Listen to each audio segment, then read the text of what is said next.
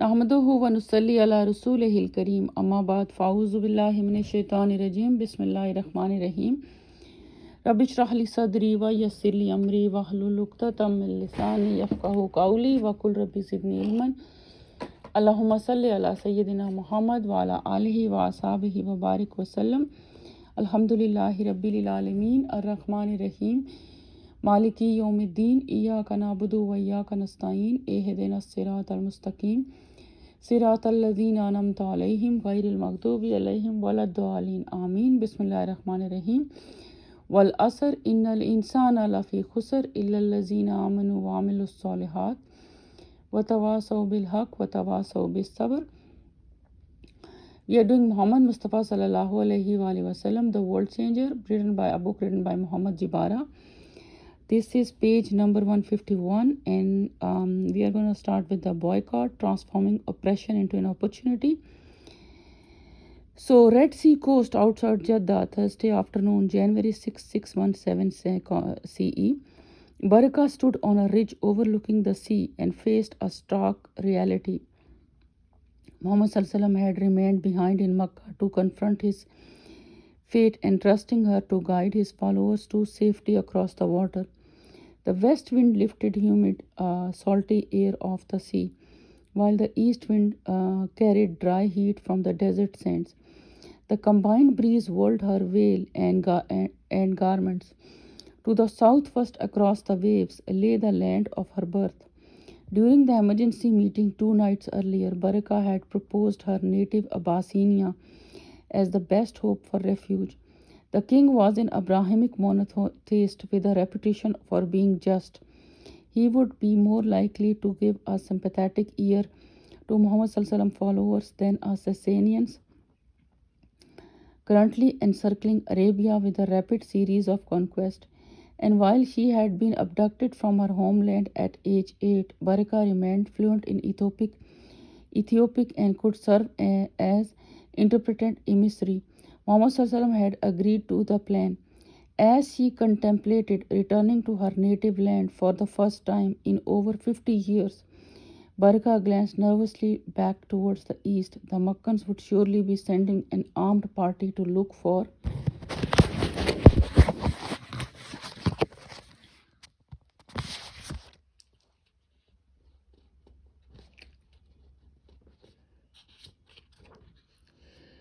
Muhammad missing followers.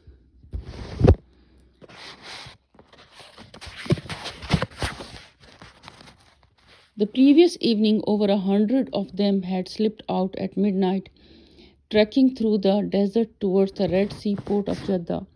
In the faint light of the ascending crescent moon, they walked single file along the shepherd's route so that animals would cover their footprints in the morning and make them harder to track. The 50-mile hike to the coast had not been easy for 63-year-old Baraka, the oldest person in the group by several decades, but the matriarch had a critical mission to inspire her, guiding her foster son's followers to safety, including his 18-year-old daughter, Ruqayya. Just a few weeks earlier, Ruqayya had married Usman in a private ceremony held in Muhammad's home, and the couple had chosen to join the group escaping persecution in Makkah. Their wedding marked Usman's formal public association with Muhammad and led the groom's family to partially disown their wayward son. Shortly after noon, Baraka had led the ragtag band of followers into a quiet fishing village just north of Jeddah. Avoiding Jeddah reduced the chances that someone in the city might alert the Meccans to where her group was headed. A few small mud huts with straw roofs dotted the coast. Salted fish drying on wooden frames in the sun surrounded each of them. The dried fish was a luxury delicacy sold in inland cities like Makkah. From the ridge overlooking the village, Baraka gazed down at the refugees sitting in small groups on the beach. She saw Sumayya's son, Ammar, looking out towards the sea, his parents' murder, a lingering reminder of the risks Muhammad followers faced. The impending boycott in Mecca could prove a devastating blow to their underground movement, and Muhammad ﷺ had insisted that his followers flee to help ensure that they and their message would live on. As the boycott's primary target, Muhammad ﷺ understood that he had to stay in Mecca as a distraction to allow his followers time to escape Arabia unnoticed. While Baraka worried about her foster son's fate, she had to focus her attention on the 100 followers in her care.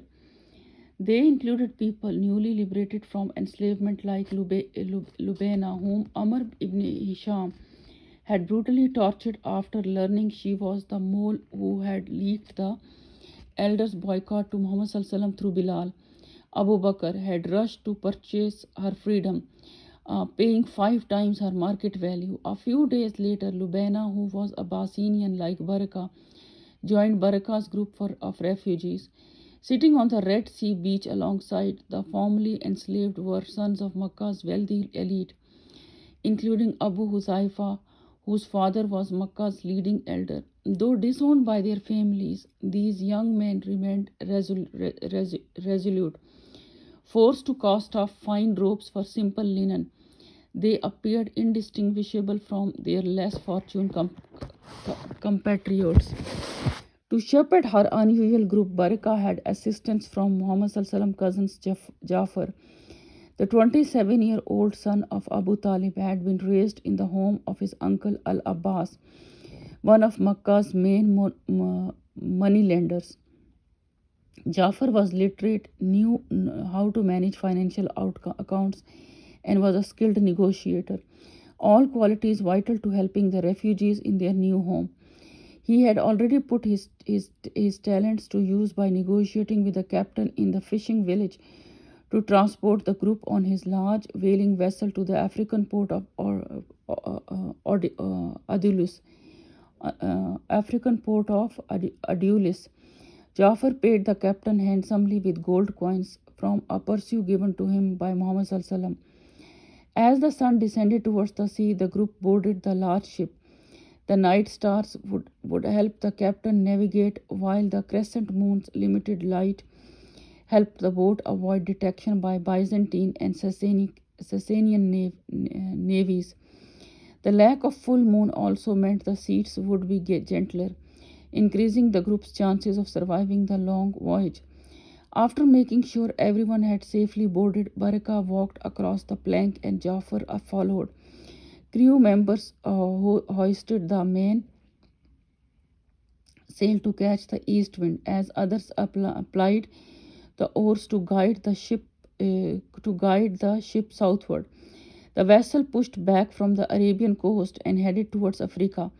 More than 90% of Muhammad ﷺ followers were huddled on the deck, watching the desert coast disappear over the horizon. If the whaling ship sank, most of his followers would be gone, and with them the best chances for his message to live on. For 7 years, Muhammad ﷺ had been training his followers to blossom and think for themselves. With just a few days' notice, almost had now fled their homes to seek refuge in a far-off land. The journey to Abyssinia would be a critical test. Could they apply their revolutionary mindset in a new environment while cut off from their prophetic leader?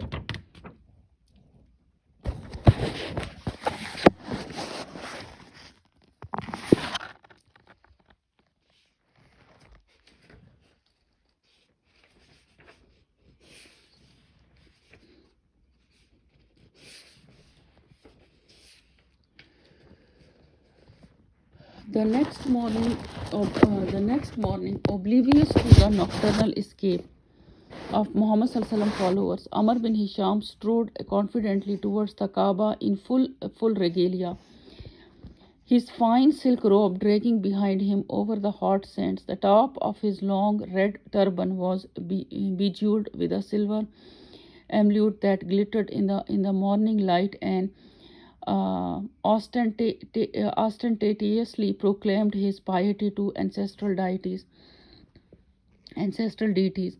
In his left hand, he clutched a scroll that represented the culmination of his scheming to sideline Muhammad ﷺ in Makkan society, an official declaration signed that morning by the elders' assembly declaring a formal boycott of Muhammad's entire Hashemite clan. Makkah's elder had never before declared a boycott, formally prohibiting commerce with a particular group went against Makkah's core identity as a hub of open trade. The concept of a boycott was not even part of Arabian culture, which regarded such passive aggressive behavior as cowardly. To repress Muhammad burgeoning movement, though Amr ibn Hisham had ironically been forced to apply a new meaning to an ancient word, mukatta, used by farmers to set apart infected crops. The word symbolically marked the Hashemite clan as damaged goods to be quarantined. The term was a jab at Muhammad propensity for employing agricultural metaphors, countering the supposed blossoming of all living things with the need to trim back unwanted growth. In composing his boycott declaration, Amr bin Hisham also sought to co-opt Muhammad's invocation of the divine. Once again parting with Meccan custom, the boycott proclamation began not with the standard invocation of the city's chief deity Hubal, but rather cited Allahumma, the creator god of the Arabs, founding ancestor Abraham. Amr bin Hisham sought to present himself as a defender of tradition and Muhammad as a disrespectful upstart who was claiming a personal relationship with a great divinity. By appealing to Allah, the elders aimed to demonstrate that they were persecuting Muhammad not because he called them to Abraham's God, but rather because he had stubbornly chosen to split society. Because Muhammad was a social plague, they needed to isolate and expunge him. An entourage of elders and Muhammad fiercest opponents followed Amr ibn Hisham through the streets of Makkah. A large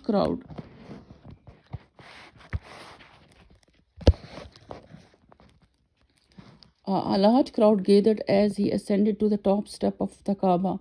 He unfolded the boycott declaration and read it loud to the shock of the assembled throng. In your name, Creator God, we boycott the Hashemites. All are forbidden to buy from them, sell to them, marry them, or interact with them, so long as his parchment remains hung on the sacred door. He then nailed the parchment to the Kaaba's cedar door, giving the boycott official status that by tradition all of the Arabia's tribes must uphold.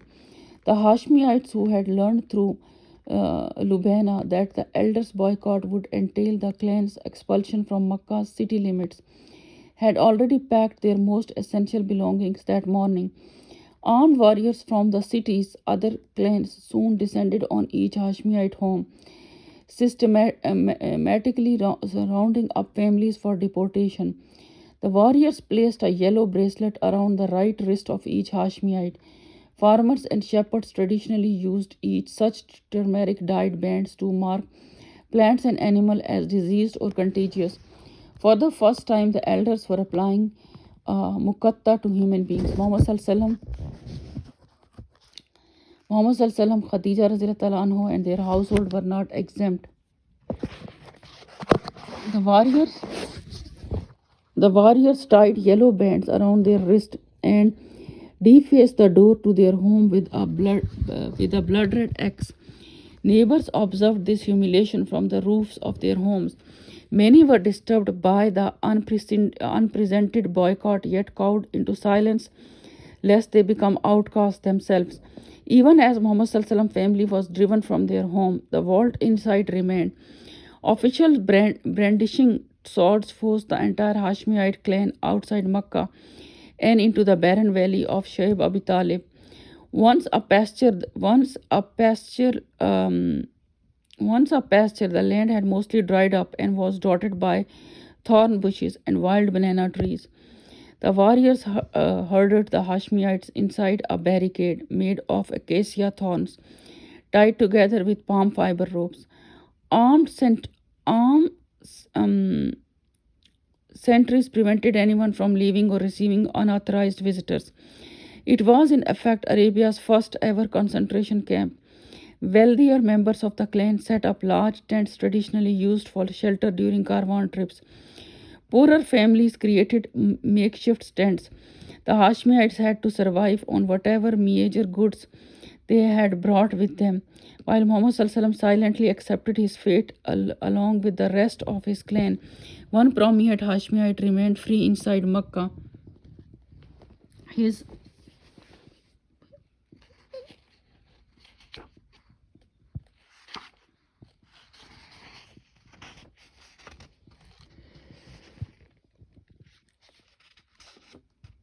uncle Abdul Uzza, who officially disowned the Hashemite and joined the elders' boycott. In an extraordinary move, he joined his wife Banu Umayya clan, which dominated Makkah. Standing on the steps of the Kaaba between his wife's uncle Utbah, the chief elder, and his brother-in-law Shakr, a rising young leader in the clan known as Abu Sufyan, Abdul Uzza declared his new allegiance, abandoning his siblings and cousins who had been led off to their desert prison.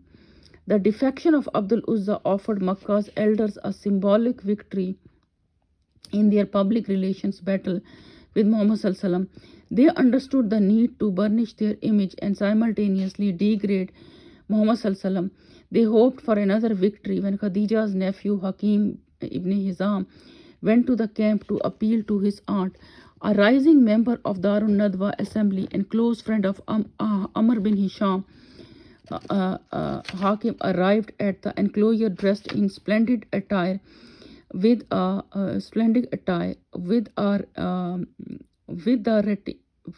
retinue of servants, a sharp contrast to the beleaguered Hashemites. The guards allowed Hakim to enter the camp to speak with Khadija.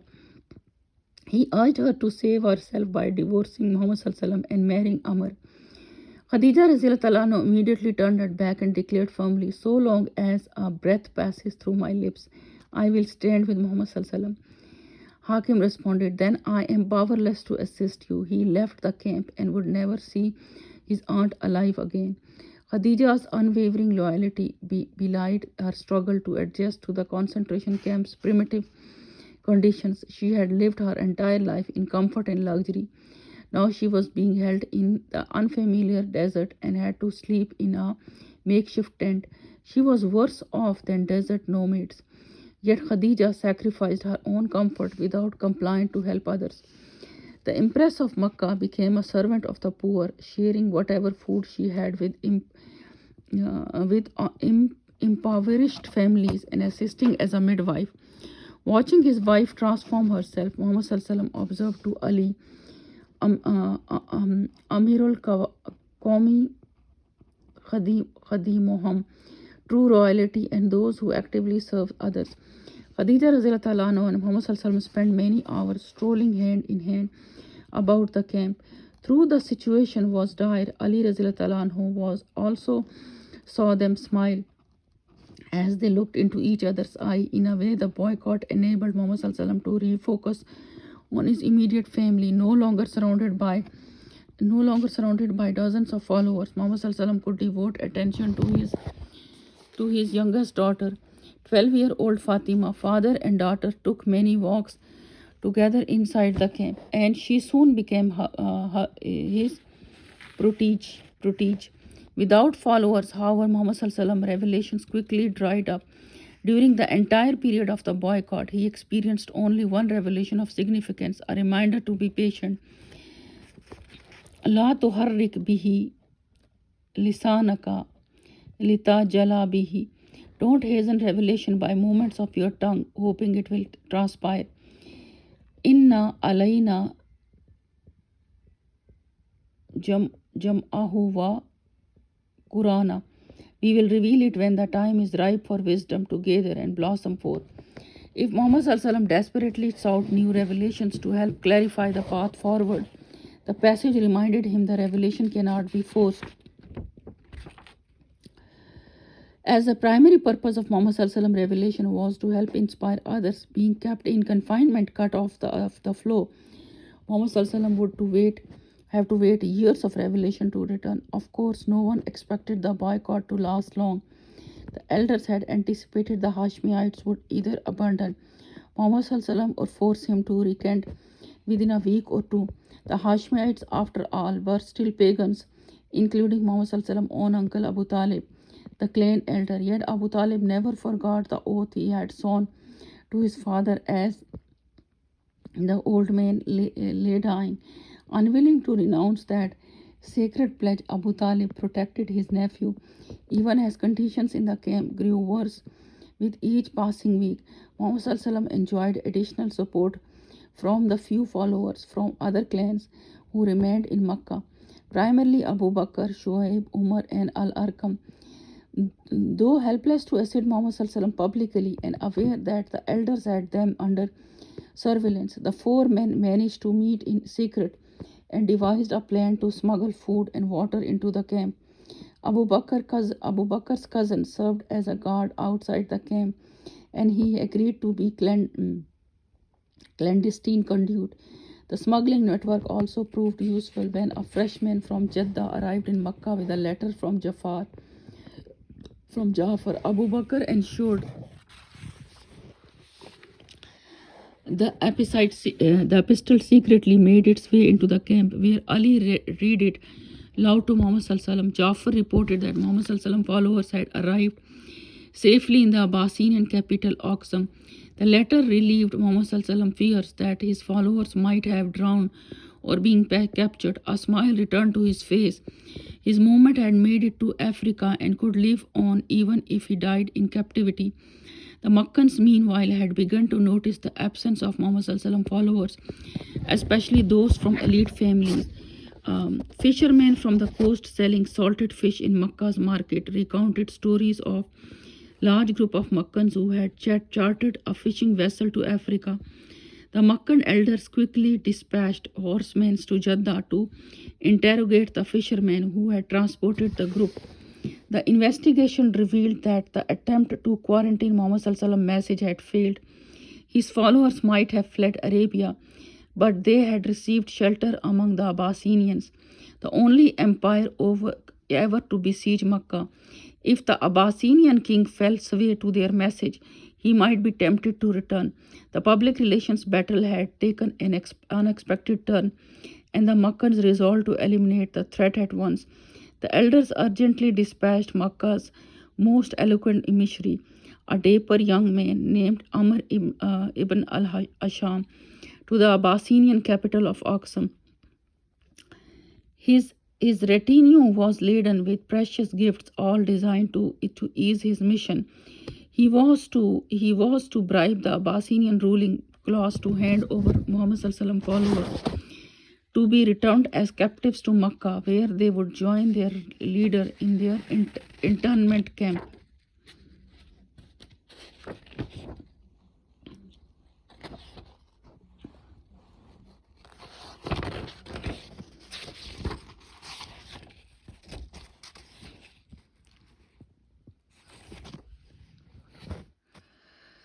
So inshallah, in the next video we will continue with the same. Nashhadu an la ilaha illa anta wa nastaghfiruka wa natubu ilayk.